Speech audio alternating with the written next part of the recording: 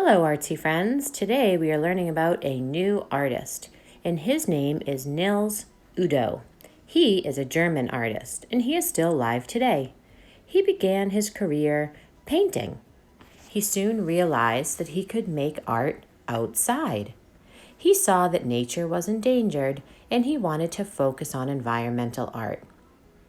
He makes nature sculptures in the woods and on the beach. He also does urban art, where he brings nature into the cities. But today we are focusing on the woods.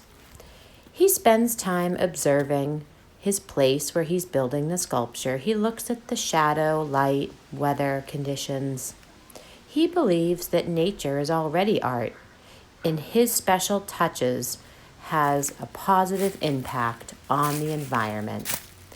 Let's take a walk through our woods and see what we can find.